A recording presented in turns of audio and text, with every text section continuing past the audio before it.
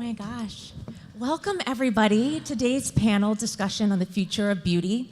Beauty is an ever-changing industry shaped by innovation, inclusivity, and the changing desires of consumers. As you saw joining us, today are industry leaders, visionaries, and change makers who are redefining beauty as we know it. I'm Reesa Lake, VP and Head of Creator Agency Partnerships at LTK. LTK is a three-sided marketplace connecting creators, brands, and shoppers. LTK has pioneered the creators' commerce space for over 14 years, and it continues to grow every year. Brands have invested over $3 billion in creators on LTK, some of those brands sitting in the room today. Creators have driven over $5 billion in annual sales on LTK from the 30 million monthly shoppers on the platform. I'm thrilled to guide this conversation today with such an incredible lineup of experts, so let's dig in. Patrick, your growth from makeup artist. Hi, everyone. Hi. Wait, who's excited for today? Can we get... Yes. Thank you for being here. Wait, whose lashes are feeling longer from last night's grande? Your growth from makeup artist to celebrity makeup artist to launching your own brand in 2019 can be traced back to how you've harnessed social media from celebrity clients like Gigi Hadid, Ariana Grande, Shay Mitchell, and Rihanna. No big deal. What is the turning point when you went from a passion to really turning this into a full-fledged business and brand?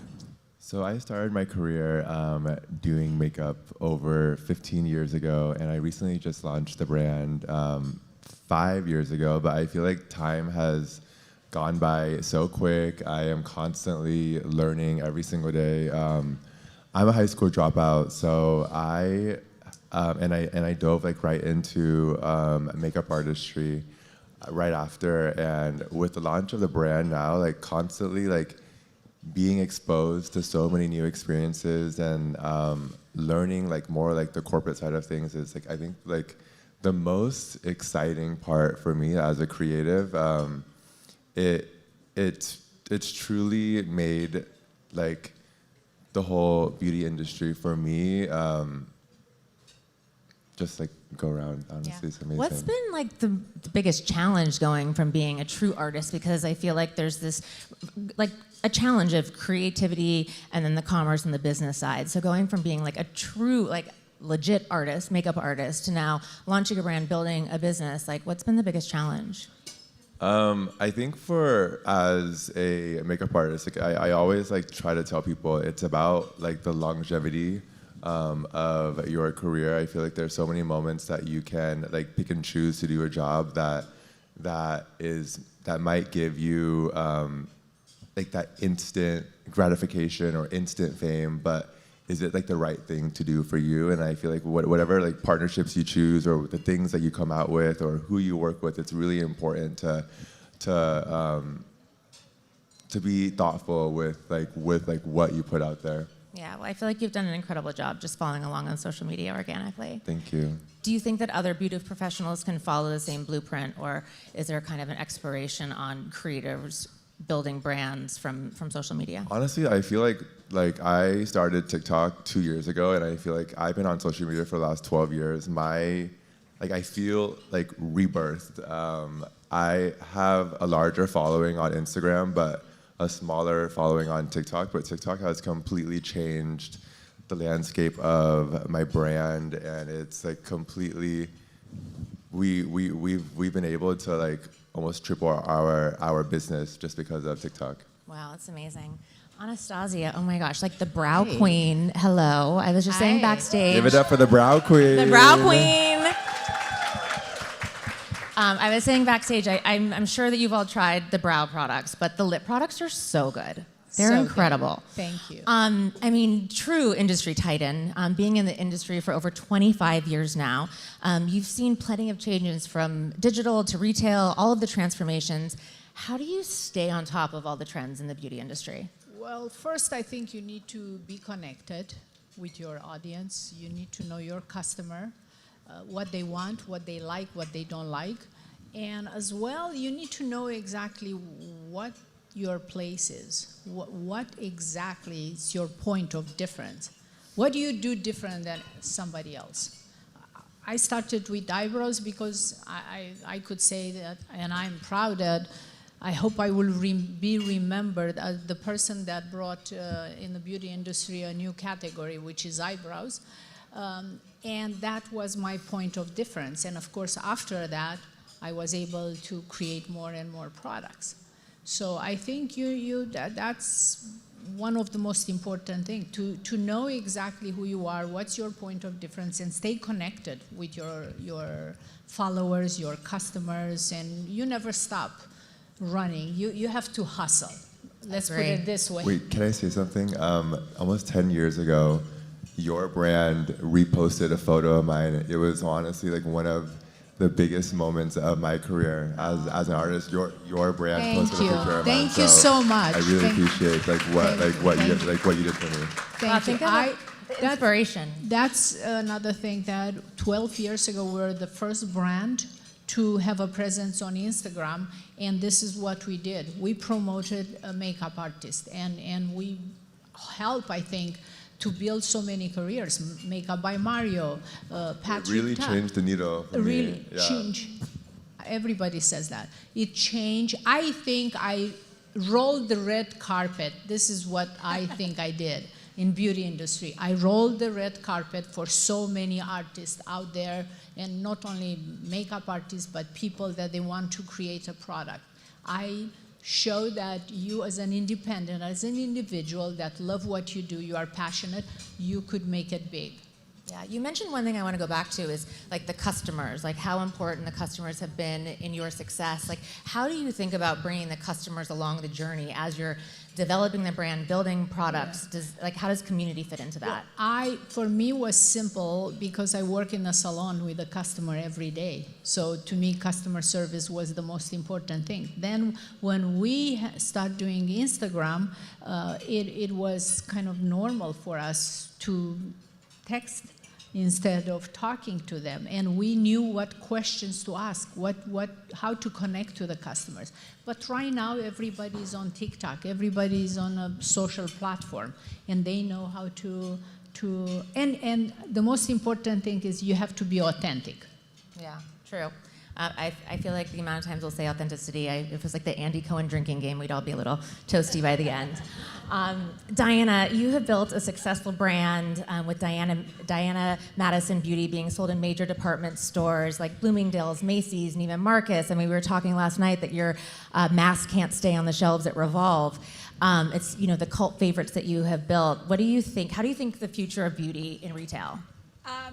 Well, first of all, thank you so much for having me here. Before I answer the question, it's really surreal for me to sit here because Anastasia was the first person I talked to when I wanted to launch my brand, and I knew her obviously through the industry. I went and sat with her, and I said, hey, I have skin conditions. I really feel like these products I use make it worse. I think I want to create a brand, and she gave me the courage to actually launch this brand.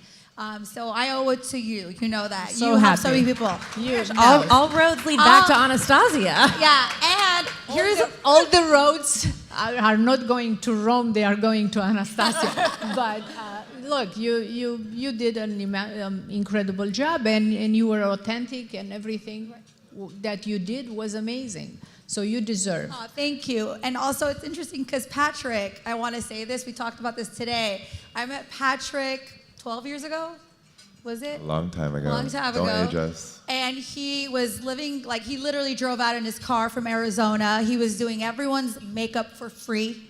He would drive out on the weekends. I remember that. He would be like, hey, I'm a makeup artist. Can I do your makeup for free?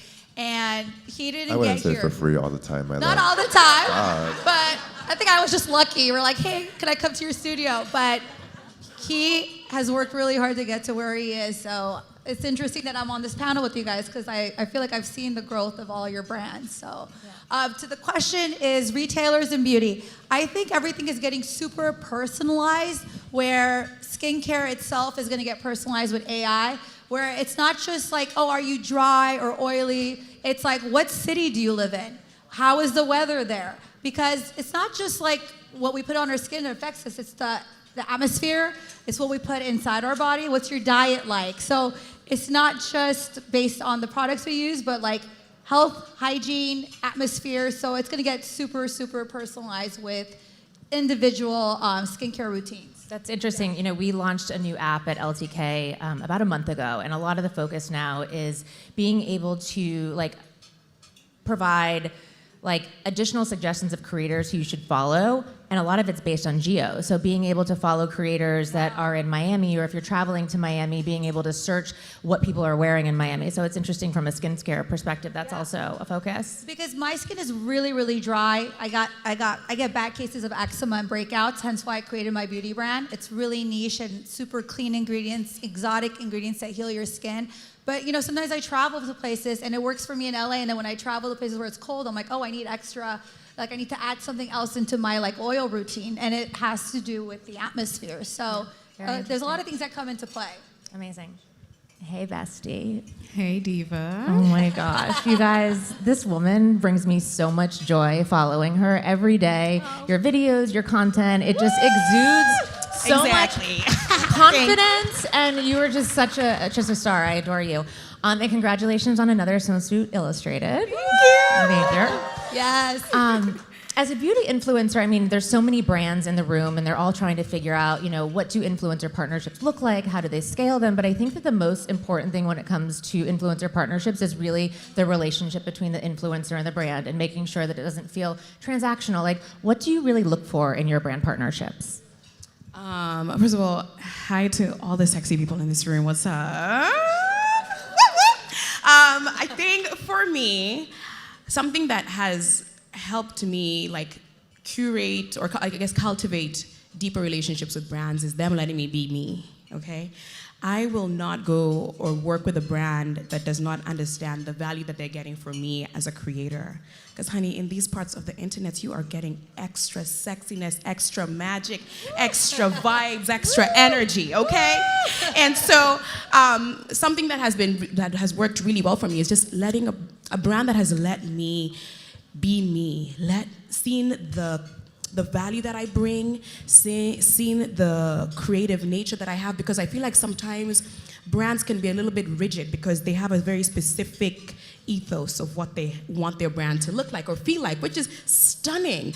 But then it's also even more powerful and beautiful for brands to let creators and followers and all those other people who they sell their products to carry their story beyond that.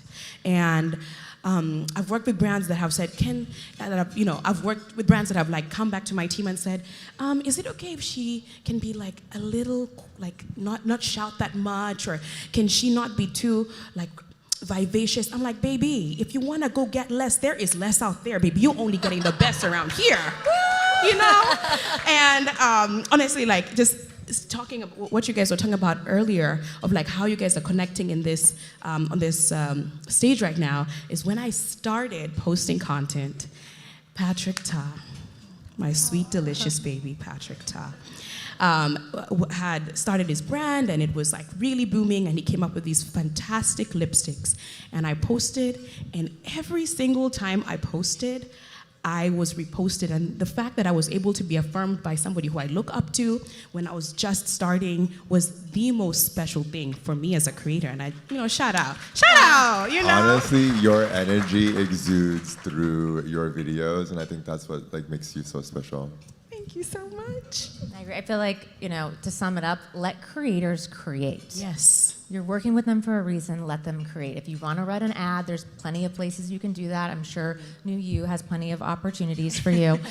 But let creators create. Can I mention something? I think the company that will give you a product to promote, they should understand that your followers follow you because they love your energy. So they want you to do your dance, to give them the energy and talk about the product. So they should never ask you to follow a script, because that will not be authentic. And you are so authentic that they have to let you take this lipstick and do whatever you want.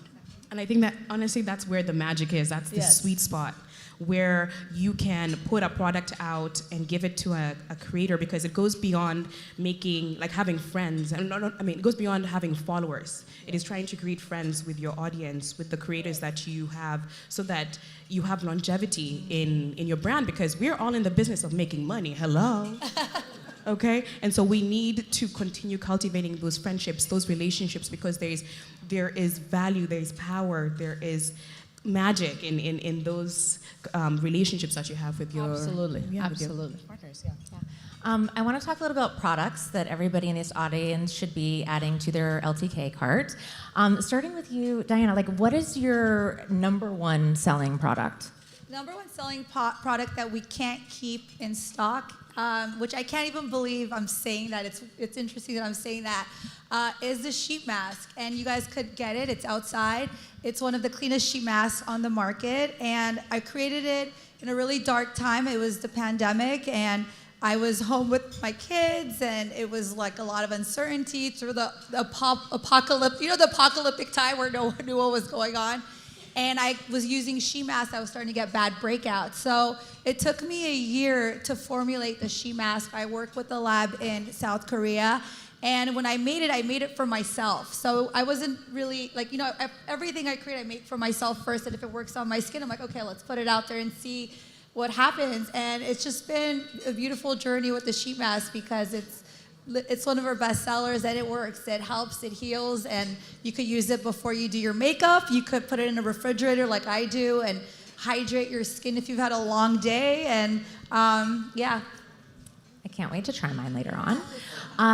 What about, I mean, she made an interesting point about creating a product that she personally loves. When you're like your favorite products and your best-selling products, do they align with your personal favorites? So first of all, I worked in industry, and I created products for eyebrows didn't exist because I needed to give something to my client. So every product that I created will address was a solution to a problem. So every product, of course, it's dear and close to me, and I have, every time somebody will ask me, what is your favorite product? Well, I like them all, and don't ask me to pick one, but of course, our bestseller is the Brow Wiz for eyebrows, and I hope there are a lot of people in the room that use this product, and they are happy, yes. And we just launched skincare, impeccable foundation that we cannot keep it in stock with the spray. We even had a container, a whole container was stolen in Italy from the dog. And now we are again out of stock, but we are trying to make everything happen. But there are things that will happen in the business. And I'm really happy and enjoy my journey, but eyebrows are The brow queen. core, and we started the complexion, and the lips as well are very, very successful. So you Very can't exciting. name one, buy them all. What about you, Patrick? First of all, how many brand founders are here? There are a lot. So I launched my blush duos almost like 4 years ago, and which is now my #1 selling product. As of this year, we are the #1 blush collection at Sephora. So super excited about that. But we didn't. It didn't take off until like 2 years into it launching. It was honestly like kind of our sleeper product. And so what I would have to say, like for any brand founder or anyone who is starting a brand, like persistence is and marketing and like the right timing is so important. Being able to have like a category like in the #1 spot at Sephora is honestly it's mind blowing to me. Because there are so many amazing brands out there. So just like if you have a brand, if you have a product that you believe in, continue to push it, continue to talk about it authentically in any single way that you feel fit. The way that my blush was able to take off, we have a cream and a powder, and the reason why I put 2 and 2 together, I started working at MAC almost like 15 years ago, and I used to do full glamazon heavy makeup, and I only used like powders.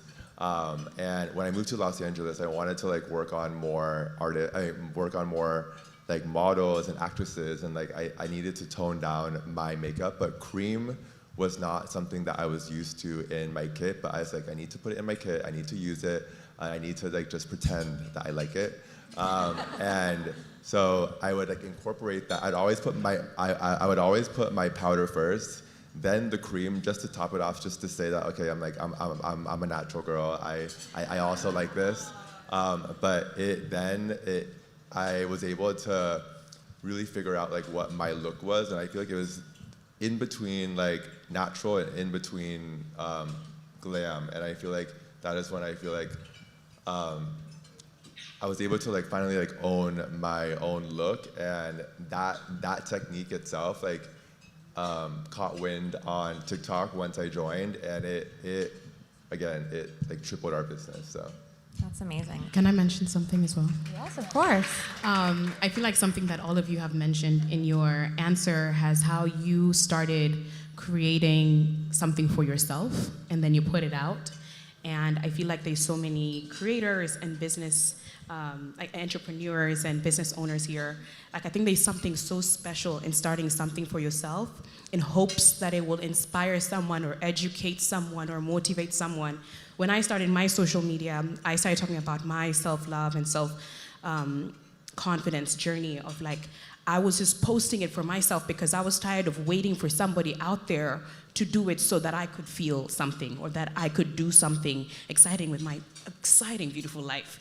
And I think there's something beautiful in starting to do it for yourself, and that spaces like that and things like that always get rewarded. Like look at all these icons, okay, who are seated in front of you, who started these things for themselves. Like you were talking about how you needed that sheet mask, and you were trying it over the pandemic, and then it became this beautiful, like sold out sheet mask. Same with your blushes, same with your products. Like start for yourself, and I can guarantee you there is somebody out there who looks like you and talks like you and has the same life experiences like you, who's waiting for you today to do what you need to do, or create that product, or make that video, or write that blog, or send that email so they can feel seen. Like I say this all the time, there's somebody on TikTok who posts about rocks every single day and gets 1 million views. Do you know there's 1 million people on this earth who love rocks? So why not you with your beauty product, and you with your skincare brand, and you with all these things? Why can't you also have enough space to post and talk about it and start the business and all those things and have a space? So I just wanted to mention that. That is so. Whatever you're eating, drinking, I want it. I want it. Well, you can all thank Achieng for later on when you're scrolling on social media or on Google and you are seeing things about rocks. Patrick, you built your digital presence that really helped solidify you as a makeup artist and your expertise, giving mass appeal to the Patrick Ta brand. Do you have any advice for beauty brands who are adopting AI in their strategies and really how to remain sincere and real? So I started on Instagram, and I think the way that I got traction on Instagram was like always taking selfies with my clients. And back then, that was like a taboo thing to do. Like you shouldn't be asking your clients to be posting photos of them. Now in this day and age, it's like so normal. But there was like articles about me like saying that I was like selfie made. But I was only posting the end result. I was only posting like the final of like having someone just look so extraordinary, beautiful. But with TikTok, like really like letting people into the process and like the education, like why should someone follow you if they like can't learn something, or if they can't learn something from your video. There's no point, like whether it's learning or being like entertained. When I started doing Get Ready With Me's and like taking people like a little bit behind the scenes, it like completely has changed again my brand and my own like. It's like some people say that like they just started hearing about me like after TikTok, but again, like I've been doing this for a very long time, and it's really rewarding for me, and like I'm like super appreciative for like whenever like anyone like comes up to me and says like, hey, like I love you and your personality, like rather than just saying like, oh, I love the makeup that you did on Gigi or somebody else. So like it's like, again, like I'm super grateful to be here. It's a beautiful story. AI is transforming the way that businesses work and the way that consumers are engaging with brands. How do you think about AI as a brand? Would you reconsider the Brow app or other AI solutions for your brand? So during pandemic, of course, when excuse me, when we couldn't go in the store to work with the clients, I created an app with a company that used the golden ratio and will tell you exactly what is the best shape, the colors for your eyebrows, so you could pick everything, shop for you with the eyebrow products. And I think it's Anastasia Beverly Hills. You could go on an app store and buy it. It's no charge. But I think AI right now, it's so amazing that I want to explore, I want to learn, I want to see how you could use that. I still think people want authenticity, so I of course, I'm not going to use only AI, at least for now, but I think AI could be used just to educate, to show your products, to sell your products. I'm all for. I want to learn. I already hired somebody because I want to know what is the future is AI. Unfortunately, I think it's a little bit fortunately. I think it's frightening though, from a creator standpoint, to think that the opportunities that you are now working with brands could be replaced by an AI. And then I even think about, that's not authentic. You have a fake AI bot promoting a product that you have no idea like how that works on a non-existent skin. Do you remember the era with .com? That it was, I don't know, for you guys that are very young, but the .com was, oh my God, well, everybody thought that .com is going to explode, and it died after so many years. AI could be the same, but you never know. I still think people, like I think of myself, I want to have that authentic person that believes. I want to watch Patrick talking about his blush. I don't want to see an AI person that doesn't have the soul. Exactly. But maybe they will change. I don't know. Technology is huge. I think we should still learn, and I want to learn. I think it definitely has many places in building an industry, but I think replacing a creator as an individual is really challenging. What do you, I'm looking at you, how do you think about being a real life content creator, influencer No person? AI is going to replace her personality. No way. It's the truth. Like, you can't replace iconic behavior. You cannot replace a legend. You know what I mean? Like, AI, I think it's exciting that it's becoming a part of our lives now. I think it's helping us in many ways. And something that I think we can embrace is just using it sort of like a side dish. It doesn't have to be like a full crutch for us. We don't have to like rely on it so much, because there's a uniqueness to you. There's a uniqueness to your story. There's a uniqueness to you as a creator, as a business, as an entrepreneur, as a person. Like, there's something that is special about that. And like, I've seen some other like AI creators online, but it doesn't feel like I'm connecting to someone who sees me. Mm-hmm. And I think that is where, regardless of how social media goes, humans will be human. You want to see someone who looks like you. You want to connect to someone's story. You want to connect to someone's life. And an AI who's like, I'm on a boat. I'm like, girl, no, I need to do this and this and this and this. Or like, this is the life I'm living. Like, it doesn't feel authentic. And I think authenticity can never be taken away or be replaced. Yes. I hope everybody's taking a sip every time the word is said. Yes. But what about from a brand perspective, Diana? Like, how do you think about AI and creators and influencer partnerships from a brand perspective? I think for me, AI is more like, how is it going to make things easier for people? So in that respect, I think it's good. There's some parts of AI that scare me, especially as a mother. I have 2 kids, so there's some parts of it I'm like, that's terrifying. But I think if it makes things easier, like if I'm a consumer and I want to buy a beauty brand and AI knows my, my skin color, my skin type, what products would work good because of the algorithm, I think that's awesome because that helps your experience to getting something more personalized for you. So I think if AI is for personalization with beauty, I'm all for it. I love it. Again, there's so many influencers and brands in the room, and with these experts on the stage, I'd love to hear what trends do you think are going to shape the beauty industry over the next year? Starting with you, Diana. So it's interesting. I want to give this advice to anybody out here who's a creator and has an idea, wants to launch it. For me, my brand has all been about helping me with my skin condition, which is I get bad cases of eczema. I'm very sensitive. So I search all over the world for ingredients that heal. My background, I'm Armenian. I found saffron in the highlands of Armenia. I've made an eye cream. I made a mud mask that has the Kisame clay that's been there since the Ice Age, and we've made a clay with that, with the Dead Sea salt. For me, I'm all about finding ingredients and telling stories around it. So I'm not really following trends. I'm just going back to history and finding out what did my ancestors do to help with their skin and bringing that to the modern market. So for me, if you have an idea, don't follow the trends and you feel like people need it and it works for you, put it out there. Because I think sometimes when you follow the trends, you lose the word, let's take a shot, authenticity, right? Because you're like, oh, everyone's doing this, I gotta do this.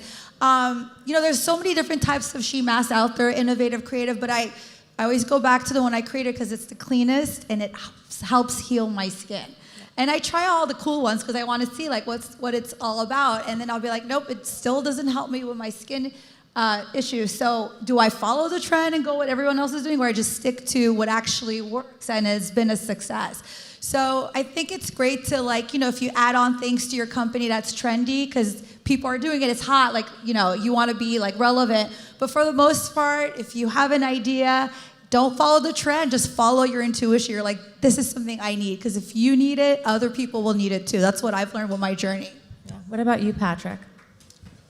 I feel like the beauty industry right now has become I hate to say it, but fast fashion. So many brands are coming out with so many things, and with innovation and all these conventions, brands are going to see new innovation a year in advance, and they're being shown the same thing to every single brand, every single vendor, and you see these waves of trends come out because that's what manufacturers are showcasing years before, and so everyone is coming out with the same thing but in a different package or a different formula. So what you said, I think it's really important. Again, be authentic with what you are coming out, and really finding a reason and a product why you want to launch this product. And again, like you said, if you need to anniversary a product every year and make those numbers and have trend things just to have within that launch year, obviously do it, but make sure at least two hopefully all of the categories that you're launching that year are something that you really can stand proud of 5-6 years down the line. I feel when I first launched my brand, you don't think that your brand aesthetic or your brand guidelines, you don't think that this is going to be something that you have to stay consistent with for the next 15 years. You better if you are choosing a product or you're choosing a package coloring, a logo, anything, be really thoughtful and mindful. Do you like this right now, or just because it's hot and it's everyone loves this right now, but will you love it 5-10 years down the line? And I feel when people are constantly trying to come out with things just to be quick to market, sometimes it doesn't do as well. So have some restraint. Yeah. What I would love to hear from you, Anastasia. Yes, of course. I have so much to talk about this. To continue what Patrick said about everybody is launching kind of the same is because most of the retailers wants to know a year in advance. They want to be in your kitchen. So once they know what you do, then they want to start a category of the same thing. And that's why everybody is trying to kill themselves to come with the same, every creator, every brand. But to talk about being trendy, I always still believe that you need to listen to what the consumer wants. If the consumer wants something new, like for instance, during COVID was that soap trend, soap eyebrows. And I tried the soap. Once the water will evaporate, then you got flaky eyebrows. So I went to, and then I started working on this product, and I created the brow freeze wax that holds the eyebrows, and then of course, I listened to the customer. They said, well, you need a spatula as well. So I created, after that, brow freeze gel that has the spatula already. So you need to listen to the customer, what they want, but make it yourself. Make a product that you really believe in it. You created, you did the formula, and it's going to be something new. And of course, 7 months later, you will have other brands that they will copy that, but that's the business we are into. There's nothing we could do, and just try to make the best product that will address the client's need. So not just a product to go along with the trend. Just, no. I'd like to talk about growing audiences. So whether it's from a brand perspective or a creator standpoint, we're all indebted to these algorithms, which are challenging for growth, and everybody is trying to get more followers, more likes, more saves, more shares. From a creator perspective, Achieng, how do you think about growing your audience? And I guess a follow-up question there is it the size of the audience or like the connectivity and the engagement with your audience? As an audience, connecting that to trends, I feel like you should use trends as waves because it's what pushes you forward. You should not use a trend to self-identify your brand or who you are. Like if it's right now, it is freeze eyebrows. Like that's the thing. Try it out as a brand that has maybe like a brow product, or as a creator, try it out and see what new audiences you could reach. So I think you cannot kind of like lock yourself down to trends. Just use this as a wave. It's kind of like your platform is the surfboard, and the wave is the trend. Like it's gonna get you forward to meet new creators, or meet new audiences, or meet new people. Can you repeat the last part of the question, Diva? How do you think about building your audience? And are you is your end mission to have a very large audience, or an audience where you're super connected with and they're your besties? I think it is. Sometimes it's interesting as a creator because certain brands only look at the numbers, okay? But I think it is so special that if there's a creator who has 10,000 followers, and every time they post about a product, 10,000 people are commenting, 10,000 people are buying, as opposed to somebody with millions of followers and only 20,000 people are commenting or posting or engaging or buying. And I think for me, my It's kind the engagement. I think there's something special for me about connecting with my people. The numbers are great, the numbers are fun, it's cute, it's gorgeous. But I think for me, it brings me so much joy that I can connect with my audience, that I can bring my audience some kind of knowledge or inspiration or motivation, and make that kind of close-knit community that goes beyond just selling a product, or goes beyond just saying, oh, click on the link. This is communities that I am building. These are women, young women that I'm being a part of their lives, and it's exciting. And there's some people who have been following me since the get-go, since I hit 5,000 followers. Actually, my friend John is here. He's been here with me since the get-go. Okay, hi John, say hi. He's right there. If you're single, he's single too. But let's move on. For me, it's been just exciting that there's people who have been with me through my entire journey and have kind of kind of been with me through my growth and have seen me through like when I was not getting any engagement to sitting on this stage with all you fabulous people. So, Yeah. yeah. It's the connectivity and the engagement. It's so interesting to see sometimes creators have really large followings or smaller followings, but they have more likes and more engagements than even their follower count. So I'm getting that like wrap it up sign from my friend over here on the left, but I cannot wrap up a panel without a little rapid fire. So we're gonna start down here. Instagram or TikTok? I guess what, Instagram or TikTok? Both. Both. Okay, no, you gotta pick one. That's how this goes. TikTok and Instagram. I like TikTok. I like Instagram. Both. No, you have to pick one. Instagram. TikTok and my Oh, email. Send me okay. an offer. Thank you. Brow pencil or brow gel? Oh, I can't answer that because you need both of them. Brow gel. Gel? Brow gel, yes. Okay. Brow gel.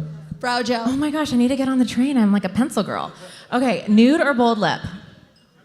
Today I'm doing nude, so let's go with that. I use the Anastasia gloss that's out there in the beauty lounge. Okay. I like a mauve nude. Okay, I like that. I have a really good mauve nude from you. Yes, I have one. Yeah. Yes. Bold. Stand out.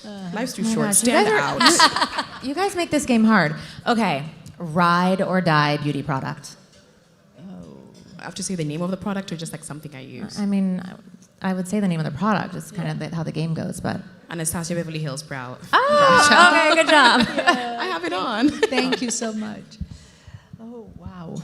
My foundation, Okay. the impeccable foundation. I can't live without lip balm. Oh, okay.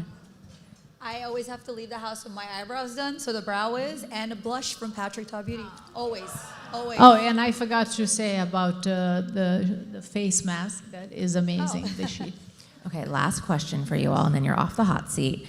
Who is your guilty pleasure follow on social media? The queen right here. I mean, if I could bottle you up and like your brand needs to be called beautiful, like something like just your energy is infectious, and we just met today, but now I'm a part of her community now. Like I want to be a part of it. And I think that's the most beautiful part of creators, when you don't know them and then you meet them, but you feel like you know them and you kind of feel like a stalker, but then you're like, wait, I don't know way too much about your get ready with me process. But like I'm now a part of your community, and I think that's what social media does. It brings together so many amazing people, and you feel like you're a part of a community that you're being seen from. That is what social media does for me. Guilty pleasure follow. And you can shout it out. You all have to answer. Oh my God. I like to follow Kim Kardashian. Oh, that's a good one. I like Kim Kardashian too.